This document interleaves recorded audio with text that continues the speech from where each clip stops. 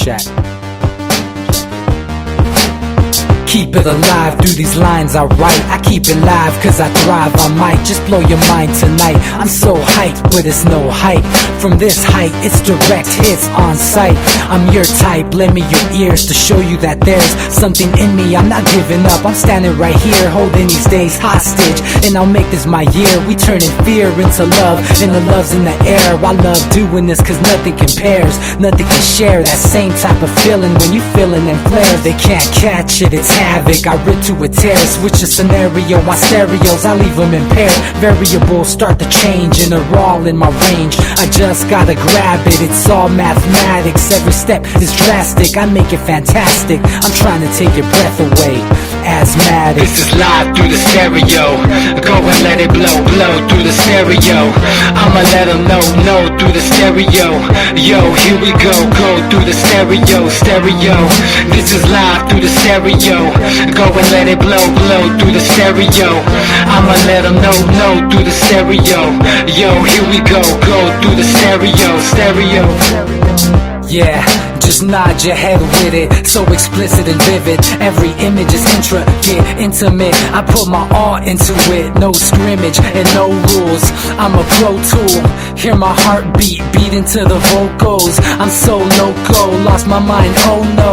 It's ponderoso, dope, so no overdose, cause it's dope, yo. Man, this is house grown, mixed with some milestones. So I let the style flow down like the Dow Jones, bringing it with some foul tones, letting the crowd know we getting loud, so it's eardrum rudiments. Yeah, we bring it rude again. Move, little hooligan. Music for tuning in, full time to the 10. I'm on my clock like I told you. I'm doing this for dreams we pursuing.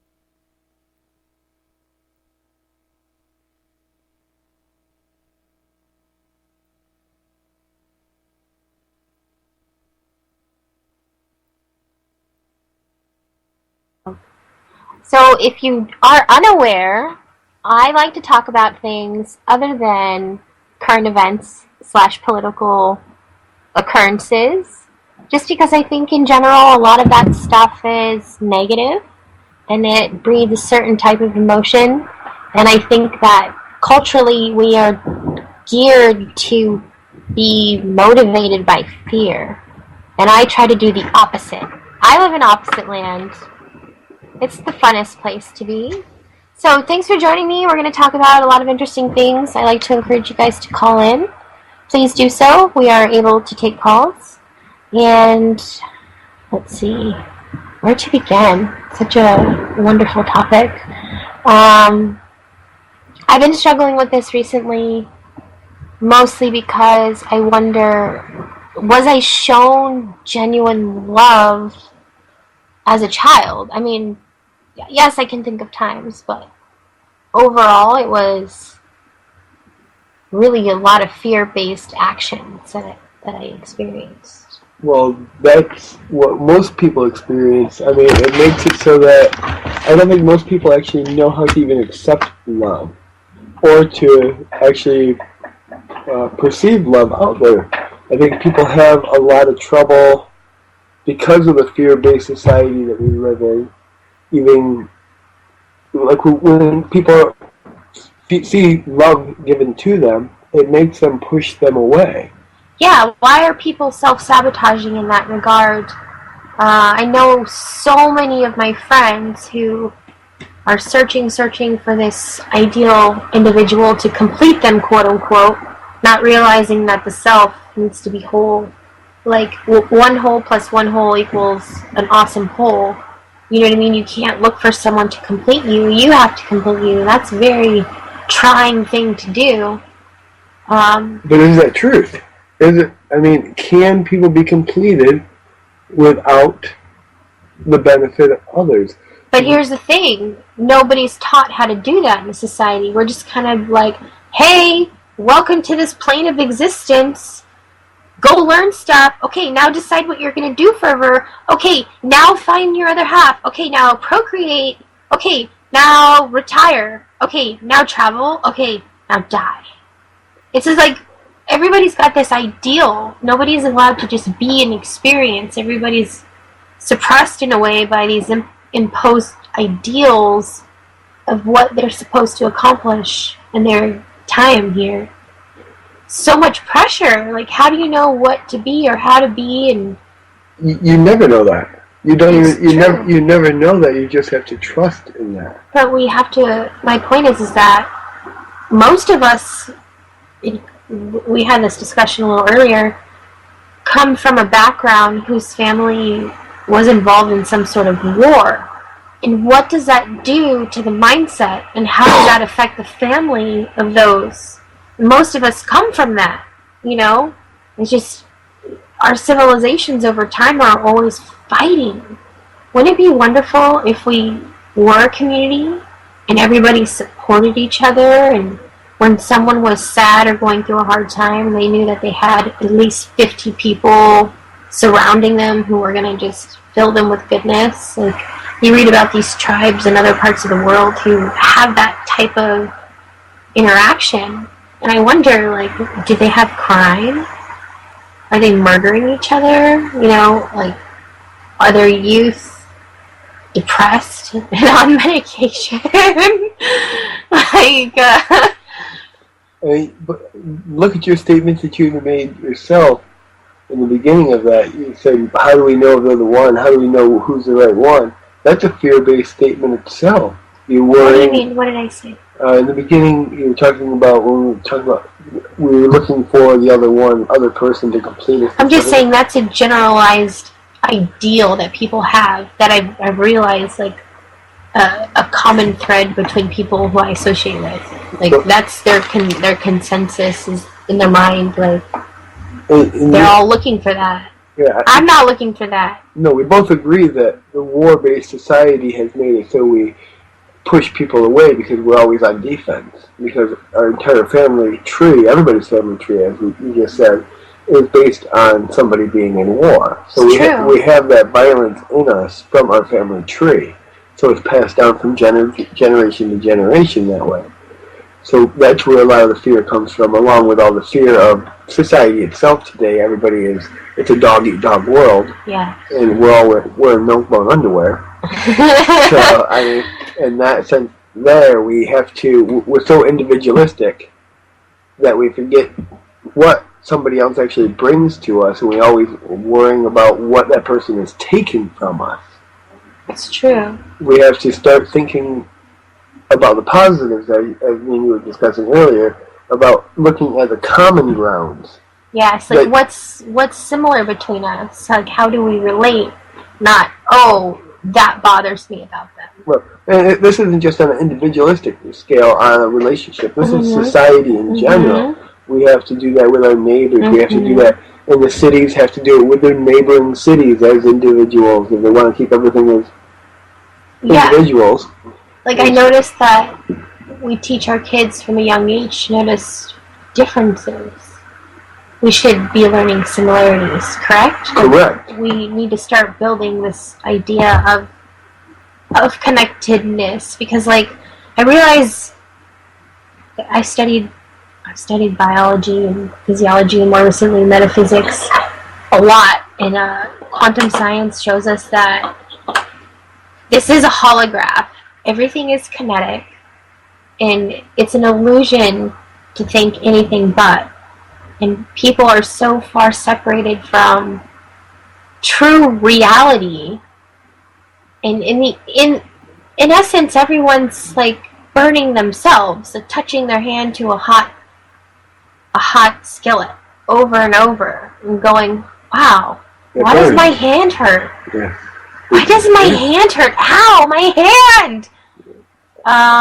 Can somebody turn off that damn fire?" Like, it boggles my... And this is where I suffer, because I try to be objective. I saw a TED Talk the other day, and it really got my mind going, where this guy was discussing how he exists objectively and how he struggles to identify with people. And I was like, oh my god, he's totally speaking my words. And the more and more he spoke, the more and more I realized, like, there I am. That's me in that form giving that talk. Like, I've essentially had every single one of those ideas, and that happens to me all the time. Like, nothing is original. Well, no, nobody. Everything that's ever been created has already been created. Yeah. It just cycles, you know. Yeah. And what boggles my mind even more is that you only get credit for it if you're recognized. But like people do things all the time that are greater than others, but it's just where you put the energy. So my next point is, if everything's energy, why are we wasting it? When every realm we waste it. Well, that's what we do.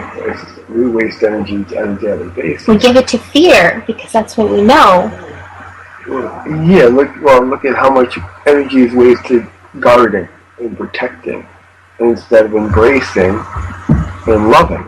Mm-hmm. I mean, we use every bit of our actions in society to defend instead of embrace. Whereas before in society, we didn't do that. 40 years ago, we would know our neighbors. We would help our neighbors. The community would get together. We're now, I mean... I think a lot of the separation comes from post-industrial revolution, when people stopped essentially living in communities where they had local ingredients that they created, and they had trades, and they had skills, and they made crafts, and they shared and traded and bartered, and they had relationships with their neighbors, and they all had something to offer one another. Well, you know what I mean? That brought the closeness. Exactly. Yeah. And people took care of each other. Things changed after that. Well, we started having actually, I know this is going to sound insane in a way, but let me finish all the way through. We started having movements of equality rights movements for individual groups. We had the feminist movement. We had the African American equality movement. We had quite a few of them. But all those actually ever did was try to get equality to equal white privilege, not actually equality for all. So it was never done out of love. Those were all egotistical, self-centered movements. So and that's how society is. We always try to do things that benefit us first. Wherever we start living life, everybody just starts living life where we don't focus on us first, but focus love for everything around us. Excuse me. If we focus for love everything around us, and everybody else is focusing their love for everybody around them, then you're going to go back to the society where you actually have to communicate more with people. You actually have to help each other. But by creating the individualistic society that we have created, and this is mostly in the United States and a lot of the Western capitalistic societies. I mean, those societies have been, I got mine, you got yours, from the Grateful Dead, I guess. And it's just, that's how it is. That's how it is now. We don't even think differently of it. It's just how it is. I think we should all think them in a quantum level. I think subjects in school should not be BS history. It should not be anything but teachings of the self. Everybody should understand to the complete capacity that is available at that time, because it's ever evolving, the function of their body and the inner workings of cellular communication and the importance of hydration in proper nutrition.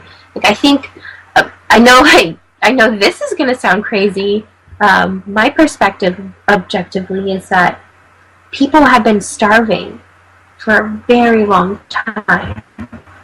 Not only monetarily, emotionally, physically, but nutritionally. Like, especially with the imposition of altered seeds, like, generation after generation has been suffering the consequence of factory food and the change in agriculture.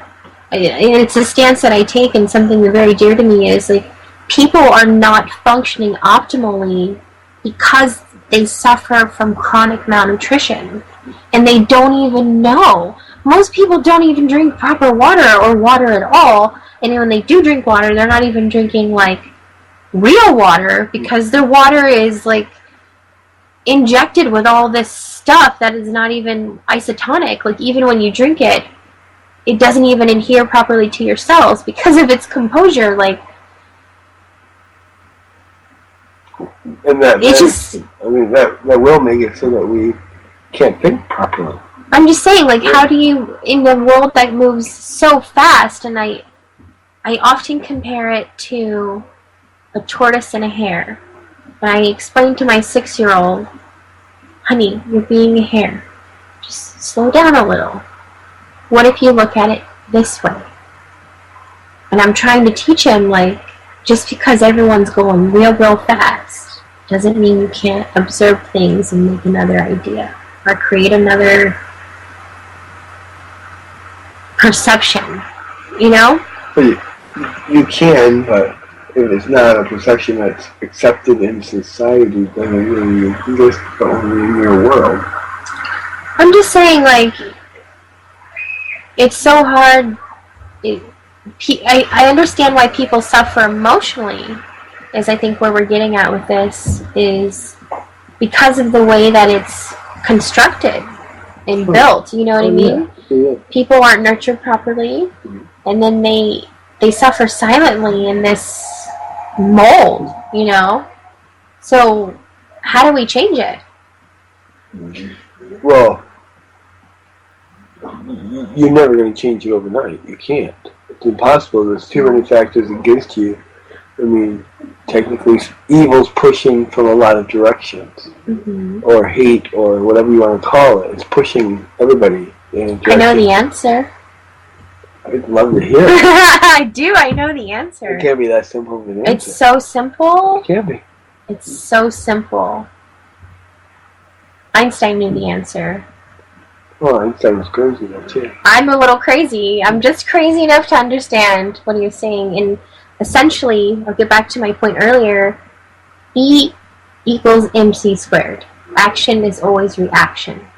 And I argue that the actions of fear have resulted in a certain reaction of the people, and there's been a certain ripple that has been felt for generations, because certain people want control and certain occurrences happened, and for a long time people have been living blindly and just operating systematically. Compartmentalization is a thing, and I wish for people to not only be functioning at optimal wellness, an optimal manner, but to do what is in their best intention, or to do, like, what's in their heart, or to do what makes them happy. Like, I saw a picture of my girlfriend today. She was radiant and never looked more glorious. She's doing what she loves. She has the ability to do that. Not everybody has the ability to do that. And my argument is that if everybody had access to food, they didn't have to worry about buying food. they would have more time to invest in ventures that were dear to them and true to them. So I'm always going to say the manner in which we kickstart all of our societal problems is to grow food everywhere. Well, but you touched, I mean, the economics are set up against you no matter what. I have faith it's gonna be awesome. I'm gonna grow the most. Okay, guys, I'm so excited. You want to talk about law of attraction? Something that I've been talking about for at least a year now on this program. And I used to talk about how I wanted this piece of land where I can grow food in Lemon Grove, and I pretty much designed it to the T. Attributes that I thought would be ideal, and here I sit in the most ideal spot, and I'm gonna grow the most magnificent garden, and I'm going to inspire all my neighbors to do the same. And all the people around here have giant pieces of land that they do nothing with, so I can't wait to. But they're gone from 6:30 in the morning till. I have an idea. Man. If we work like ants, it'll be fantastic. If you slow down for a moment, you realize like there's a lot going on in nature beyond consuming things, right? Like ants, there are more ants than anything in the world.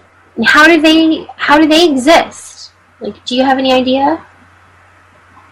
Well, actually, ants are, they all work together. They do. Yeah, they don't, but they also, do they have love? Or they just, there's only one main ant? Well, I think so. I mean, what about the ants that take care of the little babies? They love those babies. Or they're just instinctual. Well, okay. My concept of love. But meerkats. Meerkats, they love. Well, that's just obvious. No, but getting back to like essentially what we are, there's obviously some tangible tissue here, you know. Mind, body, spirit. You know, I think there are definitely aspects to us that is more than one. We call it mind, body, spirit. Some people call it chakra system. Like we all have these different names for things. You know, essentially, we made all those words up too. Like, yeah. This is why I have a hard time talking to people. Like, I have to bring myself back into a different scale of recognizing things. Well, to get humans back to being loving humans, you have to remind them that they're not just this body. Well, we have to remind them that they're supposed to be humane. And they have to practice being humane beings. Yeah, they have to, not unhumane movies, or wigglies, or deweys, or whatever you want to call it. Most human beings there's some awesome wordplay. Yeah, they have no problem walking by suffering. They can walk by human suffering without a blink of an eye. That. We're so conditioned to look the other way. We have to be, or we wouldn't economically survive here. And we cared about I care about a lot of humans. But I cared about every human that I knew was suffering. I mean, I'd be dead from trying too hard. So, like, love is a balance that you have to walk, but you have to always worry about yourself being. And that's where I struggle, because we had this conversation the other day, too, is there's a polarity and a fine line to everything. Yeah. You know what I mean? Mm-hmm. Like, there's got to be a boundary that is observed and practiced in certain situations, especially when it comes to love. Like, you've got to love somebody unconditionally, but not to the point that it's hazardous to either of you. Like, I recently loved somebody so hard that I picked them from the garden. You know how Osho says if you love a flower, You let it be. I freaking dug him up. I exposed his roots to the sun. I put him in my pocket, and I carried him there. Well, maybe it was like a little hydro system, but my point is that I uprooted him, and I abused him with love, which is definitely a possibility. There was no boundary. Okay, I possessed him in a way. And that's not healthy, and that's not true. And I felt guilty after a while because I realized, like, he can't be his whole self because I'm so involved in his being that there's no separation between the two of us. But he suffered because he wanted to be a being, and he didn't know how to say it because he loved my love. But I didn't see it as healthy. I thought it was overwhelming, like not true. Because I think love is not possession. Love is existing in an easy space together that is pure and feels good. And like that's what I want to encourage people is like instinctually what's good and what's not good for you. Like that first instinct that you always feel is usually the right one. Like all the time. Oh, yeah, normally, if you practice being, you cannot go wrong. Do you meditate? Yeah. Tell me about it. What's it like for you? It just makes it so I can turn my brain off because my brain doesn't stop thinking. So for me, meditation is just something to quiet myself and to stop any type of anxiety that I have. Or anxiety. Every human has anxiety today. And I'm reading right now about how 70% of Americans are on antidepressants. 70%? 70%, yes. That's alarming. Why is that alarming? Well, it just further solidifies the notion that we don't know how to be. Like, you weren't born to take drugs, like pharmaceuticals. You weren't born to exist in this place and ultimately suffer. Like, I struggle with that too. Like, if we're born from love, and I know that we are, we came here to suffer, and most religions of the world will say that. Mm-hmm. And I agree, like, suffering is what makes this existence true. But I think people suffer without the reward. Because I like the burning. I like being distraught with my emotion. Because it allows me that time for introspection to go, where's this coming from? I love that time in life because it's really, it's real, man. Like, but for me, I love finding the beauty in the pain. I love going, okay, what does it teach me? How am I going to apply it? Like, I've seen the craziest things. And that's my ultimate message to people, is that you're only a collection of your experiences. How do you let them mold you? What do they teach you? How do they compose you? We're all affecting each other all the time. Like, our human being puts off an energy field of 15 feet. Like, that's pretty immense. Like, imagine how many people you're bumping into and sharing stuff with, like, consciously or unconsciously, all the time. What are you sharing? Like, and that's how you change it. Action equals reaction. Like, I haven't been present because I've been burning. I've been objectifying the occurrences in my life and finding the lessons within them, because I know that you can only share what you have. And I didn't feel confident speaking to people about anything because I wasn't my whole self in that moment, that time of reflection.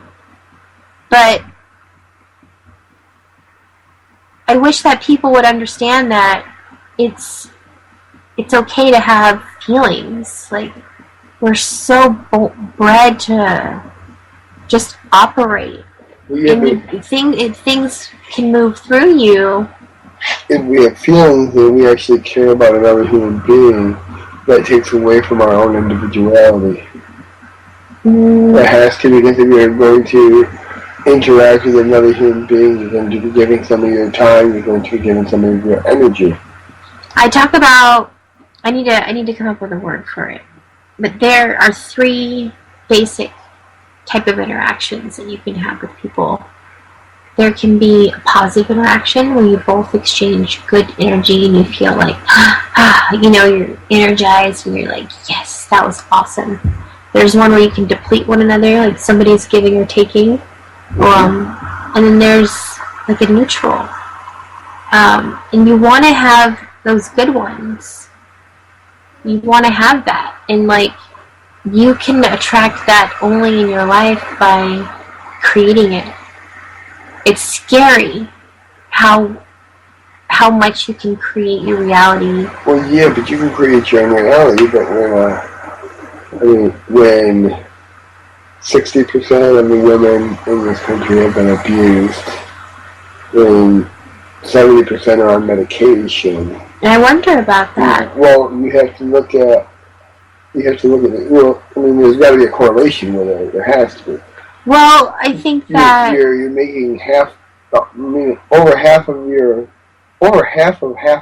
population has been traumatized by abuse. And why? And because they were born from fear. And what are these people doing with it? Well, and also whoever abused them was also afraid of not having control. So you got both sides to have fear. Because usually abuses happen when somebody thinks they're losing control. That's when abuse usually starts. That makes sense. So. Well, there are all types of abuse. And I think that loving someone in a healthy way is a type of abuse.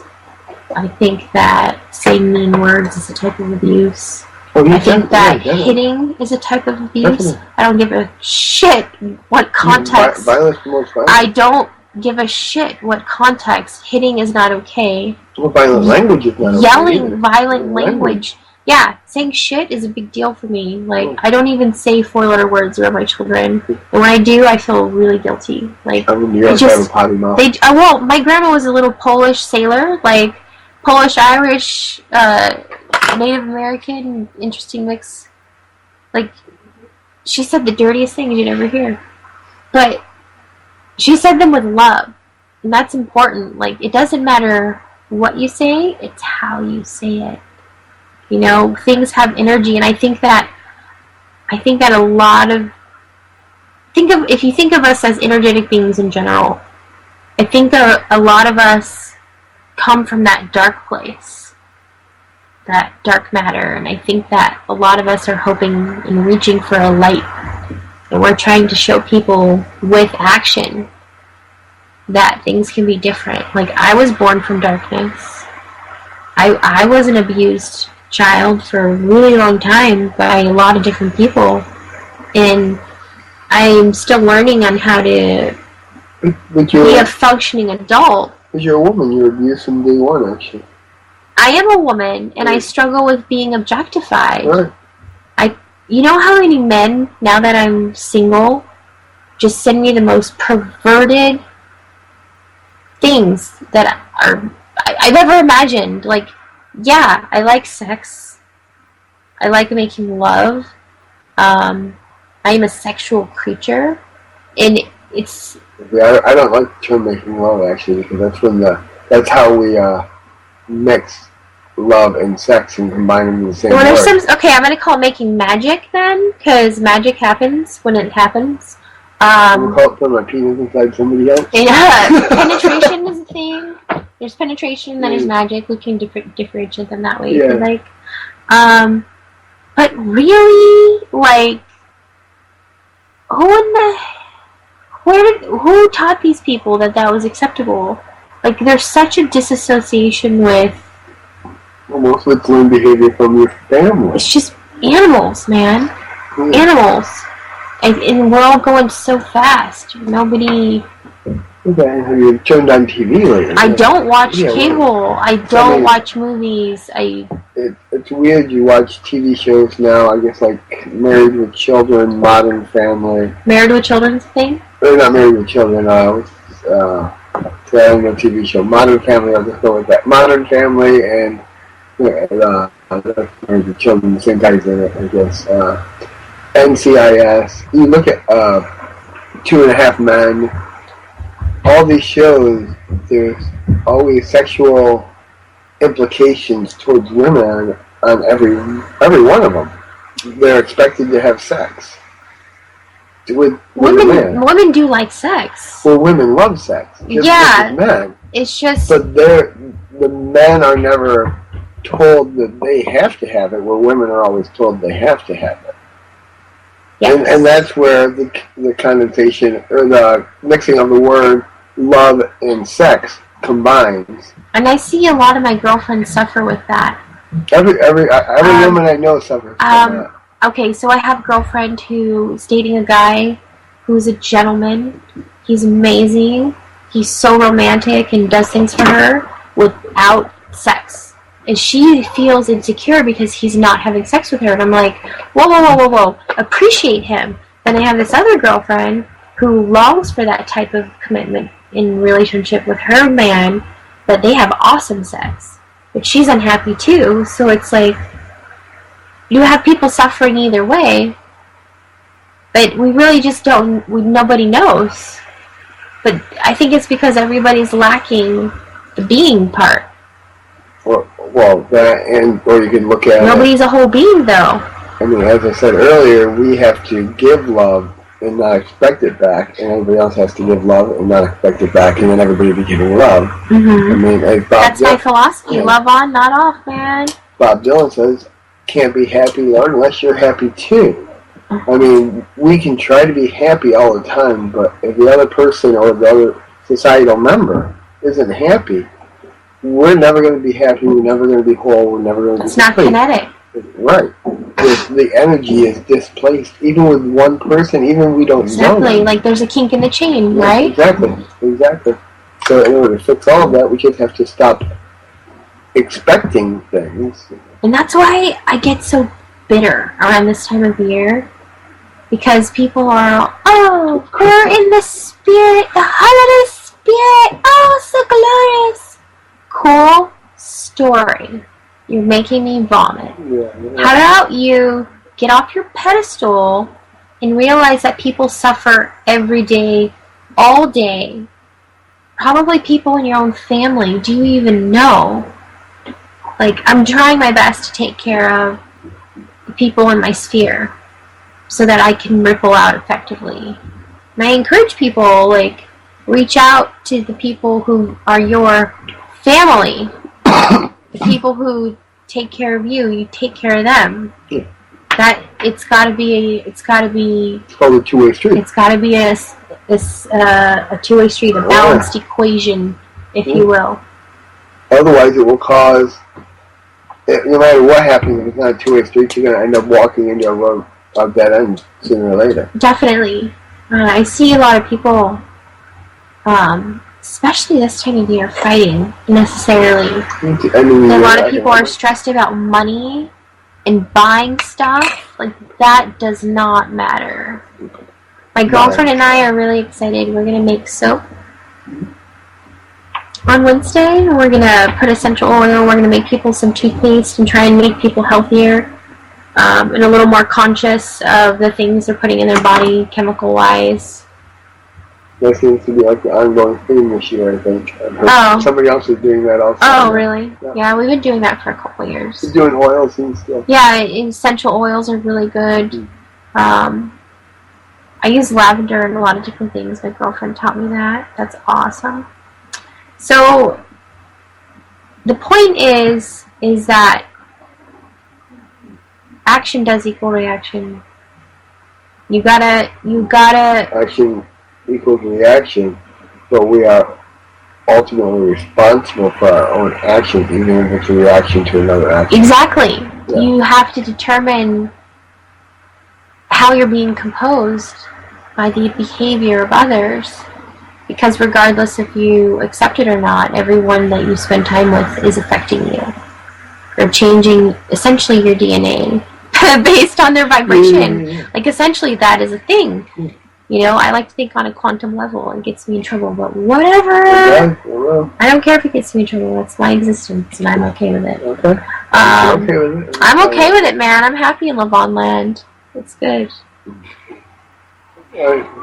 If we look at society nowadays, and we see how far it's falling apart, compared to... I don't know, maybe it's coming together.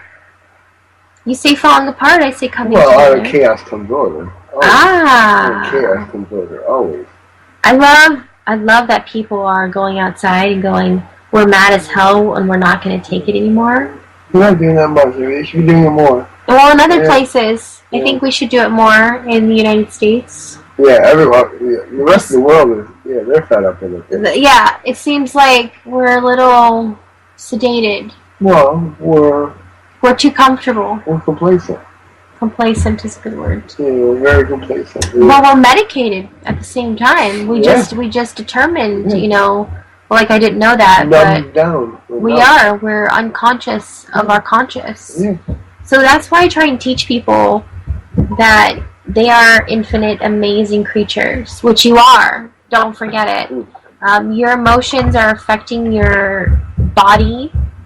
You can create the manner in how you experience your world. There's some cool research being done in Finland via typograph. It reveals the different emotional states effects on the body. And after 5 experiments and over 700 participants, Sweden and Taiwan, they reported different emotions, right? And the scientists had very surprising consistencies. You can find more in the proceedings of the National Academy of Sciences. But basically, most emotions were associated with sensations of elevated activity in the upper chest, corresponding to changes in breathing and heart rate. And sensations in the head were shared across all emotions, reflecting psychological and changes in their expressions. But the bottom line is that the emotions that people experience have a physiological effect on the body. You literally send impulses to your muscles via your brain.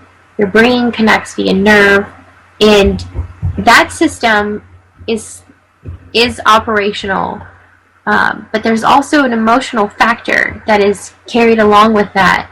And when you experience your reality, you have a response, a reaction to it. And it is moving through you as well. And how you receive it is important because it affects you and you literally carry it in you. Like, for example, people in really stressful environments have a very specific patterning in their body. They seem to have very, very hot localized areas such as the upper chest and head, especially when they have fear, anger, disgust. And opposites, when people are feeling happy, they show a lightness via the typograph. They seem neutral. You know, we talked about that neutral reaction earlier, where people don't take or give; they just kind of are being. It's very interesting, and I practice holistic medicine, and I see hundreds of people a week. And the thing that is most profound to me, and the more research I realize supports this, is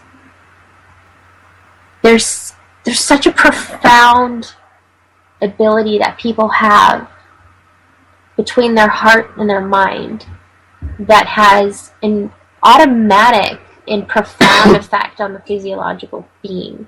And I see it demonstrated hundreds of times a week when I kindly look someone deep in the eye and I say, You are the best doctor you have. You can essentially determine your wellness based on the input that you create. And some people don't believe me, but the ones that do, and the ones who cultivate it, and the ones who want to be well, and they drink more water, they get more sleep, and they eat better food, or they do a certain stretch, or whatever the individual thing may be, the self-attention, the self-love, or the recognition of bad posture, or the realization that a certain pillow is causing a certain effect, or sitting on the wall it does a certain thing, or using a certain desk, or whatever, the repetitive action, the whatever self-detrimental thing, the I'm not good enough, I'm fat, I'm ugly, I'll never do good enough, like that is also a thing. And I encourage people, turn that off. Even the awareness of, oh, I'm doing these things to myself that are not beneficial. Something shifts. Oftentimes people are holding this experience, literally, like you can feel it in their body, and I'm like, whoa, what happened? Oh, I'm really stressed. Well, what are you stressed about? And I'm talking to them as I'm working on them. Well, my sister lied and did this and this and that, and it made me really sad, and you can feel it like tighten up in a certain area, and I'm like, oh, well, how did that make you feel? And blah blah blah. They go into detail, and I'm like, you should let that go. Yeah, you should really just let it go. Mm-hmm. You'd be amazed at the manner in which the muscle just goes. Literally, you can feel it go, and sometimes it pops, or like you can just see it melt, and it's so empowering to people. And that's just one example. Like, people can take control of their wellness if like. You and I talked about cognitive therapy the other day, group therapy, and the power of people coming together and sharing their experiences and validating each other and supporting each other and self-healing, and just knowing that what you're feeling is a feeling sometimes is enough. Yeah. Right? Well, but is it? That's even alone. Because almost everything we do, they just did over in Berlin, they did a class workshop on the 21st century of love and defining it. Mm.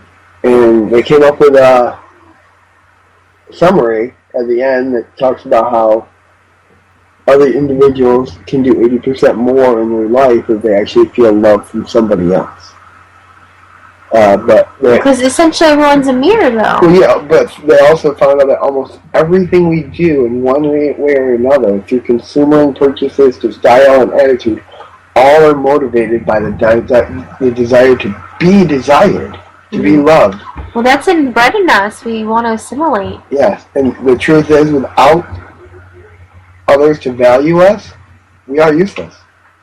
We're useless. If we do so much but nobody ever says, I love you, good job, it's really not worth anything to anybody. Well, you need validation. We need to validate each other. Because the human being wants to feel the attachment. They want to feel that they can actually rely on somebody. Well, you know what it comes back down to? Is you're putting off energy. Yeah. You want to receive energy. Yeah, you have to, yeah. That's essentially all it comes down to. You are generating a signal, and you are broadcasting it. Yeah. You want someone to pick it up and go, I hear you. I feel you. I feel what you're putting down. I hear you. I read the words that you're writing. Like, whatever the case, you want to be validated. But we can't, because as humans, whenever we talk of any type of feelings, people feel they're being attacked. Whoever's listening, if it's about them, they feel they're attacked, even if it's just somebody expressing their feelings with no remorse. To be human is to be compassionate, to be understanding, to have empathy, to be forgiving, and to remember the last thing, all humans are flawed. And we do that, and we're humane. And we can do those 5 things, and we become humane, but we can't because we always feel attacked. And he talks to us about. Some people are defensive, but I get defensive, especially when people talk to me in a condescending way. It's the manner in which words are said. And instead of telling them that they're talking to you in a condescending way with no attitude, remorse, with no hurt feelings, it's innate to get defensive. Right, it's innate to get defensive, but if you can we have to go, whoa. Yeah. Excuse me, what you just said makes me feel blah, blah, blah. Without being an attack mode. Without being an attack. It's hard. Yeah. But that's part of my meditation. I practice relationship meditation. I practice mindfulness in the creation of my words and my vibration. Like, I like to try and be love on, not off, everywhere I go. And it's trying, but it's such a good practice to practice. It really is. Especially with my children, because I know that they are the future. They are all my action in them is going to equal so many reactions throughout their whole life, you know? Yeah, but you also have, everybody else's action is going to be part of the equation. Part of public school. Oh, yeah. For now. Yeah. That's a whole other action. Somebody's calling. Hold on. Hey, welcome to the show. I'm Lavonne. Who is this? One moment. Oh. Hey guys, hi Chris. Who is it? Who do you think it is? Alberto? Alberto? Oh, yes, it's me. It's San Diego's new favorite anti-hero. Anti-hero. Don't be anti-anything. This is a show on love. We're talking about love. The show itself, it's the anti-media. Come on. Aren't you the love machine? Tell me, what do you love? Oh, yeah, pretty much, I guess I wish I could be able to go back to square one, pretty much. Well, speaking about pretty much having to overachieve and excel, pretty much, I would have to at the very least, disagree on your viewpoint. Pretty much that the main reason, pretty much, I don't think I'm like in the Billy Bean level. That pretty much that I hate losing more than I love winning. Even though when I actually lose, I do hate it when I lose. Pretty much, it's the main thing is I'm a very if I demand the progress not just of others but of myself. Pretty much, I'm a very hungry person. Pretty much I get trying to regather my ideas into my head currently. It's good to strive to be better. Like, that's my point, is that we should all strive to be better every day so that we can further perpetuate that. Don't hold it against ourselves or others when they fall back a step instead of falling forward a step in a day. Well, I guess pretty much I guess it's gonna come to controversial my next word, but I guess that I gotta get them out and pretty much and take them as well. Pretty much let me see, progress, etc. So pretty much I just wish I could remember what hate having such short-term memory. It's okay. Just relax. Don't worry, I'm relaxed. Pretty much, You were saying you disagree with my ideal of imposed. No, not imposed. Pretty much should be that pretty much people should aspire to just not just to do better, but pretty much to do better than what they think they could, even though they do not believe they could be able to pretty much pull it off at the moment. Pretty much either find some at least a figure, some to look up to, and pretty much and copy it. Fake it till you make it, man. Find a little bit of a guiding light.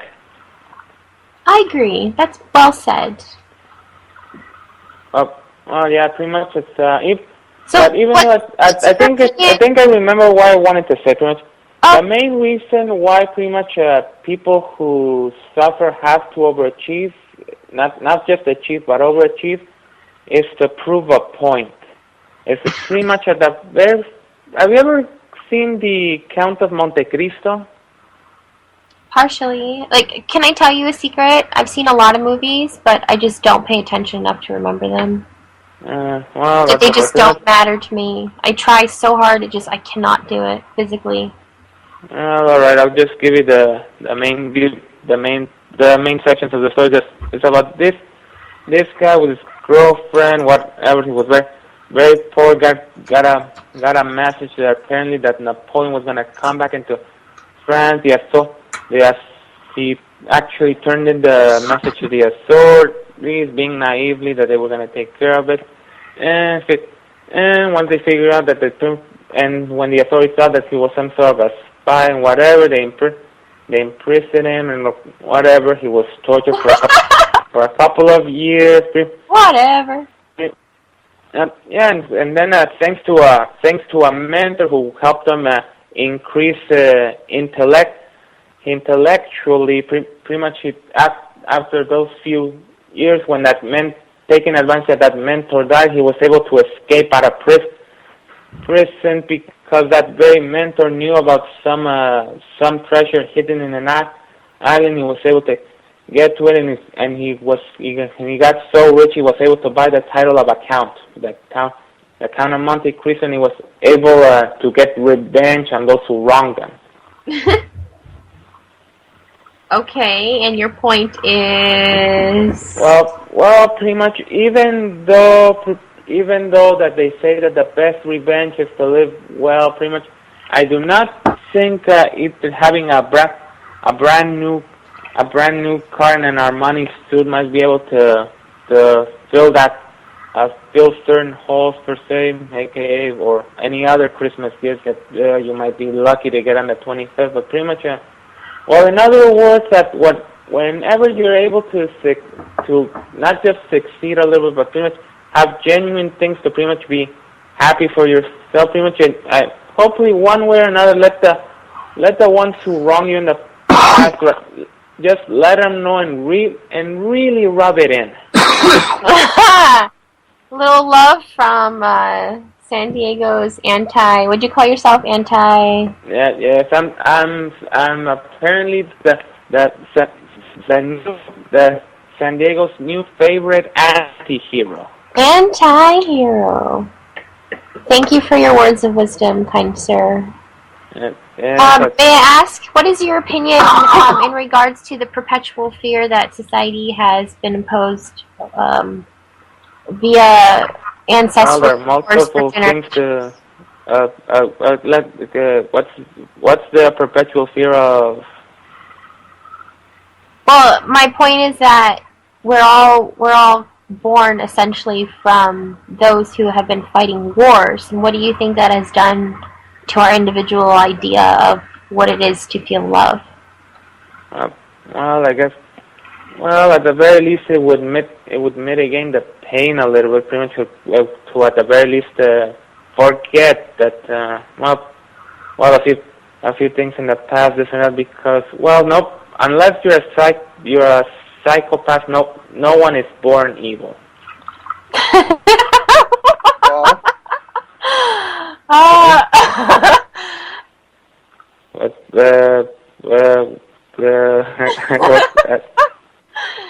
That's very interesting.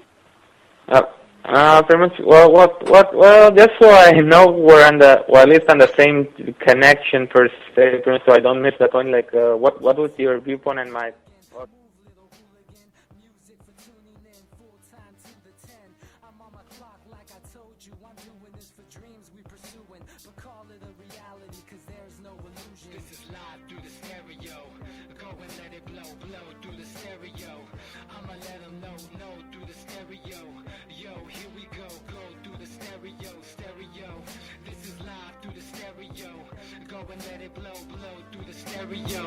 I'ma let them know through the stereo.